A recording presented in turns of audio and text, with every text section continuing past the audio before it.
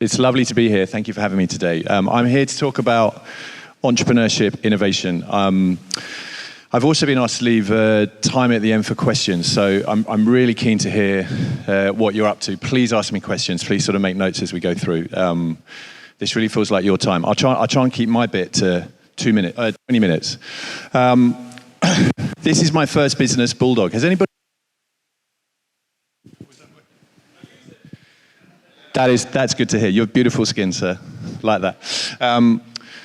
We set this up in 2006, sold it in 2016. When we sold it, I think it was doing about 25 million of retail sales. I think today it does something like 250 million of retail sales. So it's sort of, you might sort of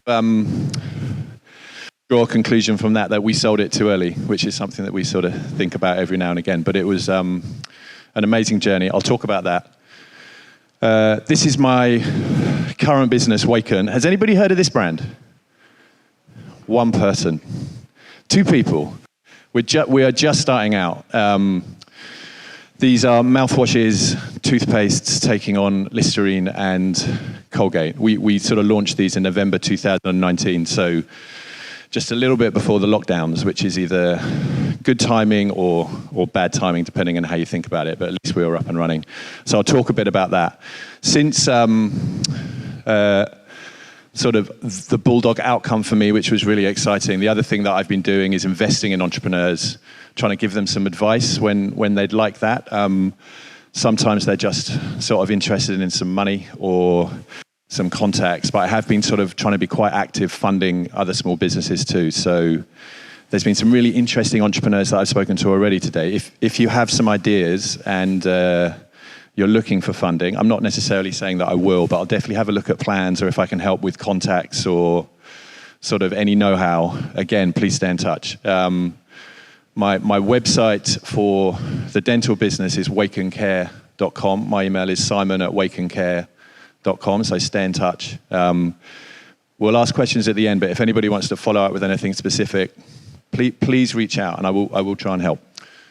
So, theory for today. There is only really one bit of theory, and this is how I think about an idea. I can make all of these materials available at the end via the team here, so if you're tempted to take notes, you can, but I can sort of, everyone can get this. This is sort of how I think about ideas and what's a good idea, what's a bad idea.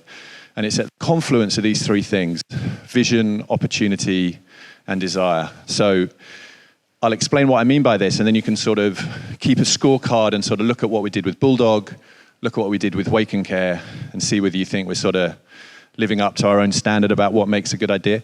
For me, it all starts with the founder's idea. That's like the flash of inspiration, like you're just sort of in your regular day and you sort of discover a problem, something isn't working, there's something that you think you can solve. And then the bottom two, competitive opportunity, consumer desire, that's really, is there a market in the gap? What are you bringing to this category? And is there a gap in the market? So for Bulldog, this is Whole Foods Market. Has anybody heard of Whole Foods Market? Big retailer in the US. And this is where we came up with the idea for the first time. It was a sort of cold, wintry November's day. I was sort of sent to Whole Foods for my wife to get some naturally formulated skincare for her. There was nothing for men in this category, and it was freezing cold, and I thought I'd get some stuff for myself. And I remember asking the whole body, this is the Union Square store, asking like the whole body person in the store, like, why isn't there men's stuff? Where can I get some skincare for men? And she said to me, we don't have a men's category. When gentlemen come in wanting skincare, I sort of get them to use these female sort of focus brands. And I thought, if it's not in Whole Foods and it's not in New York City, perhaps this doesn't exist at all. So back to that sort of slide, that was a problem that I had because I was after a sort of more naturally formulated skincare product for myself, and there was just nothing there in the market. That was about November 2005. So we sort of then, and with my business partner, Rodri, who was a sort of good friend of mine, he was a Welsh guy, I was English, we'd been overseas in New York, we sort of became friends. We were sort of talking about setting up businesses, didn't really sort of have an idea. That was like the spark that sort of kicked off, oh, maybe there's something in naturally formulated men's skincare. These are the 4 themes that we sort of explored with our business, which sort of answered both gap in the market, market in the gap. And there was a few things going on. Before I talk about that, there was a real category problem. So about 90% of women over the age of 18 use moisturizer, would have a skincare regime. 85% of men do not use skincare products. And for us, it was like, how can that be? Because you've got L'Oreal, Nivea, Dove. These are massive companies, P&G, Unilever. You've got the biggest retailers in the world, Tesco, Boots, all trying to grow this category. Unlike any other category where men and women are sort of using toothpaste, deodorant, toilet paper, shower gel in the same way, sort of same levels of penetration, there was something about men's skincare that wasn't working. So that was like the big, knotty category problem we were trying to solve. So there were 4 themes that we looked at. From a packaging perspective, it's really generic, sort of gunmetal grey, black for men.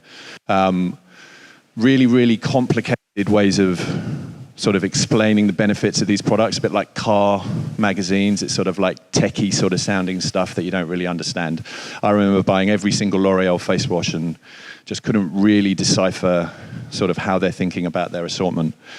I think this is a big one for men products. Now look, we've sort of changed the way we think about gender now. But at the time, still today, it goes in the men's section or the women's section in Sainsbury's, for example. We wanted to go into the men's section. L'Oreal, Dove, Clinique, Nivea. These are like amazing brands, but really female brands before they're male brands. And I think we thought that was potentially a reason that men weren't opting into this category. Like, I think as men, we want to feel like these are brands designed for us, our skin needs, maybe different to female skincare needs. So we wanted to create an identity that was very masculine, obviously masculine, and then environmental concerns. And it's just really a category that lacks any sort of approach to sort of think about this category more sustainably. These sort of plastic balls pictured here is what goes into the scrubs. Microplastics get into the water really, really bad. So at Bulldog we use that sort of stuff, but completely rife in the industry when we started. That is not a prison, but that is where we stayed for like the first year, and we did monster weeks, early start, late to bed. Rodri's flat was somewhere in that building, and that for us, 2006 was raising money, sort of formulating products, coming up with the Bulldog and decisions about packaging, and most importantly, launching in a retailer. I think I'm 30 years there, so 30 years old, that's when we first launched in Sainsbury's, that's Ladbroke Grove. Hugely exciting to sort of see in June 2007, I think, something we sort of dreamt up, funded, manufactured, get onto the shelf. Went down, took photos with some Bulldogs, thought we'd get it into the newspapers for our sort of PR launch, didn't, but it was a good fun. Our shelf, I'm sorry about that. Oh, there we go. Our shelf listing was terrible. It was like bottom shelf, 6 products, not really working. But in time, we got some really, really good distribution with retailers. So we've got Boots here on the far side, and this is A.S. Watson in China. The point for me here was, when you would have seen Bulldog in 2007 in these Sainsbury's stores, it was just terrible. And also the products weren't that good, but it's like you don't have to start with sort of perfection really anywhere in your business. Like the most important thing is to get started. And we sort of look back at this distribution now and think we sort of came a long way, but it was small incremental steps to get it to something that looked a bit better. So some of the lessons that I think I wanted to share, this is sort of generation sort of 1 through 5 of our packaging. Like the one that's furthest away from me is where we started, and it was a really, really bad execution. Like people would look at it and go, no, that is not for me. Some people would say it looked really chavvy, or like just something you'd find in Poundland, and then you'd sort of put it on they'd put the cream on their hand and go, oh, it's actually quite nice. So we definitely had a disconnect between what we were sort of trying to achieve with the products and also how we had them look. So the point I want to make here is it's so important to sort of leave your ego at the door when you start a business and listen and learn. And those first 2 years that you're in market should be really, really formative in terms of sort of understanding how you can improve what you do. So we changed our packaging 5 times. It's a really, really hard thing to do in consumer products because it means you've got a warehouse full of stuff that you don't want to sell. So it's expensive when you do it. But for us, it was really important. And it was only really once we got to the sort of 4th one, sort of 2 closest to me, that Bulldog really sort of started to connect with consumers sort of on the shelves that we were in. So that was really galvanizing. The second point is about getting the brand out there. And it's really important to create sort of bold, distinctive, memorable brands, obviously. And that's totally changed now. I was having a really good conversation about TikTok with some people in the room before that, that wasn't really around when we started. We started with stuff we could really do cheaply, basically. So we're really good at public relations. We had good relationships with the journalists. We sponsored, in a really, really small way, London Wasps, which at that time was a leading rugby club, but we didn't really sort of expect to get anything from being on their kit. We were just sort of on their shorts. But we did get them to do some sort of semi-naked photos, which just sort of really sort of helped from a PR perspective. We entered awards. That's us winning an award at the top. I particularly like that age, like Clooney. Like I sort of imagine George Clooney waking up one day and his PR person saying, "Oh, I see that you're using Bulldog." So that was cool. Later on, though, as we got more money and the business was generating more money, it was about sort of adopting an increasingly ambitious marketing mix. And it was cool to go on TV, and it was cool to sort of be visible on billboards and stuff. But again, the point here is you don't have to sort of start with, your best vision for what it will be. You can sort of build up and sort of change marketing mix as the brand matures. And then my final point about Bulldog is about values, really. And one of the points I'd like to make is I think sort of people look for missionaries rather than mercenaries. And sort of what I mean by that is I think it's really obvious entrepreneurs where they're just sort of, there's a gap in the market, I'm looking to exploit it and make some money. And I think it's such a hard road sometimes, and it's sort of so hard to sort of convince people to buy into your vision. If it really comes from the heart and there's something that you're trying to solve, like a big problem that you're trying to solve to make things more sustainable, or you're solving a problem for a charity or for someone you've noticed in your family, the vision and the values that you sort of demonstrate through the decisions that you make are really important. And they're not, we always said at Bulldog, they're not really values until they cost you money.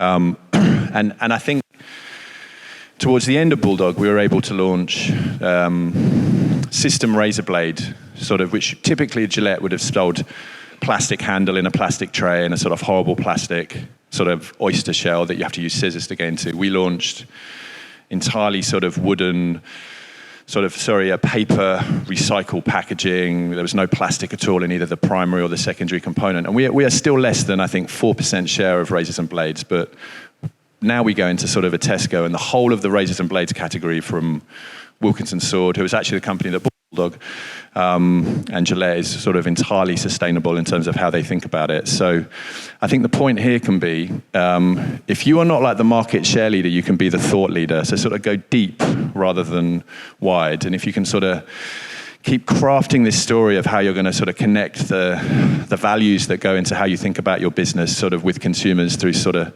different innovations, that's gonna serve you well in the long term. So that's Bulldog.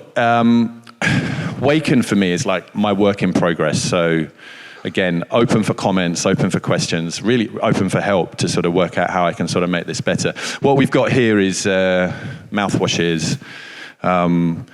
We think they're really beautifully designed. Like, one of the insights was we want these products to be sort of proudly displayed in bathrooms. There's a sensibility around sustainability in terms of how we thought about the packaging. This is 100% post-consumer recycled plastic in the mouthwash bottles. Our aluminium toothpaste tubes are a good alternative to regular plastic tubes. We send 300 million plastic toothpaste tubes to landfill every year. They have to go to landfill because of sort of the plastic laminates that brands like Colgate will use. So we're trying to sort of present a more beautiful and more sustainable, but still highly sort of effective. We use fluoride. They're sort of approved by dentists, sort of vision of dental care to take on Listerine and Colgate. That's the category that we're trying to disrupt. So that's the Savers in Kilburn High Street, where I live. And it was funny, actually. So sort of after Bulldog, sort of towards the end of 2018, 2019, for the people that bought Bulldog, I had to go and see a factory and a skincare brand that they bought in Texas. And then a week later, I had meetings with Target, which is one of the big retailers in the US in Minneapolis. And sort of rather than come home and go back, we decided, Roger and I, to drive the length of the middle of America. So sort of Oklahoma, Missouri, Kansas, all the way up to Minneapolis. And we stopped in all these Walmarts, we stopped in all these Targets, and really what we were looking for, and this is, I think, for people who are sort of searching for an idea, we didn't like boil the oceans and use loads of data to come up with a gap in the market. We sort of just got out into retailers and just walked up and down the aisles. And really for us, we were looking for a big category that sort of lacked innovation, lacked personality, lacked disruption, really brands that you've seen for 30 or 40 years not changing. And for me, that's Listerine and Colgate. This is a huge global category that I think is sort of way behind beauty in terms of innovation, trends around natural ingredients, thinking sustainably. So that's what we sort of set out to do. What I was saying before again, sort of if you back to my Venn diagram, that was my vision, sort of gap in the market, competitive, opportunity, and then are people going to buy this consumer desire? These are the themes that we're sort of working with in dental, the sort of narratives we're trying to build out, sort of hypothesis to test. Some of these fonts have rendered, looks like I can't spell, but I promise you it looked good before. But yeah, a really hard category, sort of very similar, very samey, sort of probably things that you think you've seen for a long time. Ugly bottles, and I could probably go beyond that, like the semiotics of this category, so sort of like the cues we take from the way that these packs are designed. It's really masculine, it's really tough, it's really artificial. If you sort of imagine that shape of a Listerine bottle, it's almost like a dumbbell that you might use in the weights. It's all about strength. The Listerine product was actually invented as a battlefield hospital floor cleaner. And it had 27% alcohol in, which some of the products still do, and it's just fantastic at killing bacteria. So it sort of cleans the floors, cleans surgical instruments. It's sort of only later in its life that people started to think, oh, it's a good idea to sort of swish this around your mouth, kill all the bacteria. Like science and the sort of world of well-being, oral microbiome, totally moved on. So ugly bottles, sort of legacy brands, terrible flavors. Like, some people actually really like that. Flavor is something that is a big learning for us. But when we started off, we thought, why can't this sort of intimate ritual be delicious and refreshing rather than sort of feels like it's burning your mouth? No emotional connection. So it's really a category that feels more like floor cleaner, like kills 99% of bacteria, or I'm scared of going to the dentist, and it sort of plays on that. It's sort of, you look at beauty and the fun that beauty brands can have, and sort of the way that they're building their brands emotionally through feelings and aspiration. We thought we could bring a bit of that to the category. And then once again, it's like, excuse me, the worst categories from a sustainability perspective, sort of the amount of stuff that goes to landfill. Every year, another stat is that the amount of toothbrushes that we throw away, if you sort of put them consecutively, it would go around the world 14 times. So it's like it's a big problem. Social for us it's like a learning, like you would have seen from Bulldog, that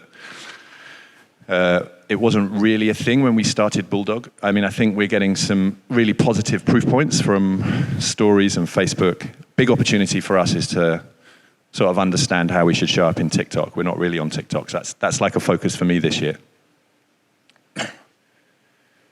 This is the product that I've got for you. So there's one of these in the goodie bags for everybody.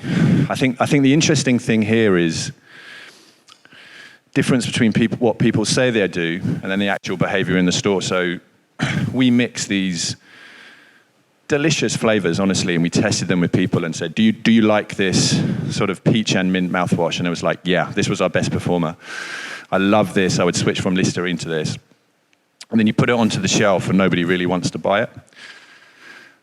Really wants to buy traditional mints. So this is sort of a learning for us. I think one of the things we might have done wrong, by the way, is the liquid in the mouth starts a bit peachy, but it ends really minty. It's like a really intense minty, refreshing thing. I think a lot of people would look at, the cool on-trend pastel, see the peach, probably think, oh, this is like a beverage. It's going to be like really sweet and peachy, when it's actually really minty. So back to the sort of the packaging thing, I don't think we're yet really communicating clearly enough what people should expect from this product by the way that it looks. So we're sort of open to changing that. Excuse me. So final slide. These are my sort of final messages before this is open to questions. But as I sort of told the story of what we've done and some of the challenges, and I sort of was reflecting on it when I was sort of trying to prepare this, these are sort of the 8 lessons. So firstly, start with your frustrations. I think that's really, really important. There's probably stuff that you encounter when you're out shopping or when you're interacting with your friends or your family, or you're sort of reading the news and you'll get frustrated about stuff. Like the ideas are all out there. So sort of find something that's important to you and something that's frustrated to you. And that's often a good place to start for a business. Missionaries, not mercenaries. I think that's all about finding something that overlaps with your values, and that will allow you to stay passionate, stand for something. It will be important when you recruit. It will be an important thing when you're talking to retailers, if you're going to go down a retailer route, if you're trying to sell services or whatever your business might be. Try and lead with your values rather than lead with this idea that you're going to make loads and loads of money. Purposefully decide which conventions to break. So what I mean by that is, people say to me sometimes, like Bulldog, that was so innovative. And I don't think it, in many ways it was, I guess, the name, the ingredients, but in many ways it wasn't. So conventions that we deliberately decided to stick to were price. So our products, we want them to be same sort of price as L'Oreal, same sort of price as Gillette. We don't want price to be a barrier.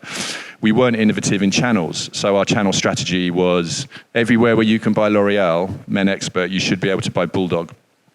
So we stuck to that convention. We didn't try to create new products. It was moisturizer, face wash, shave gel. It's things that people were familiar with already. So if you are going to break a convention, have a really good idea about why you're going to break that convention, because there might be things that it's sensible to stick with.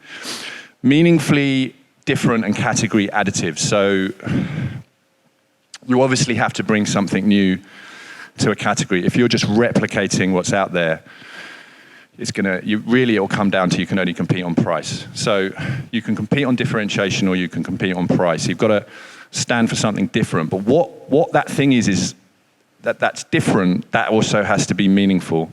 And that's often where businesses fall down. So, I don't know, think of the most ridiculous product, I don't know, like a vodka that you pour in your cornflakes in the morning, like a breakfast vodka.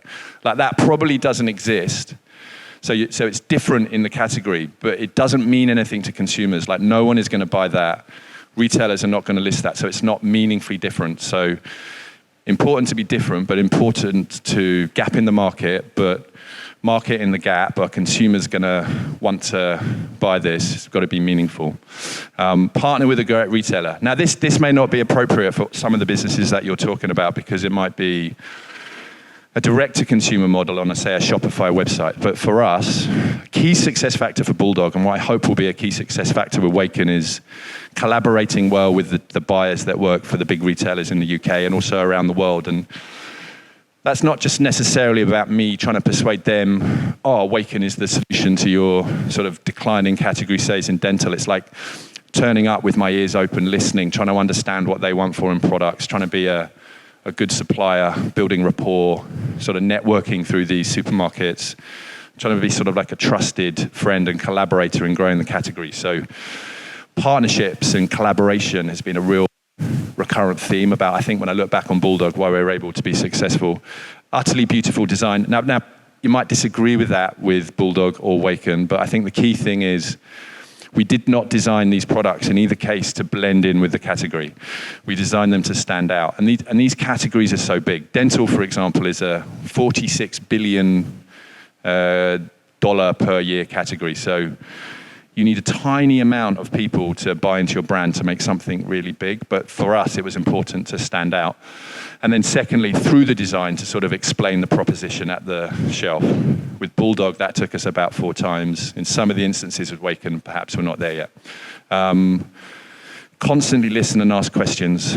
That's just so important. I would say if your brand and your proposition is the same sort of 2 years after you launch as it was when you launched, then you're probably not listening enough and you're probably not asking the right questions. So it's sort of wrong to assume that it's going to be perfect straight away.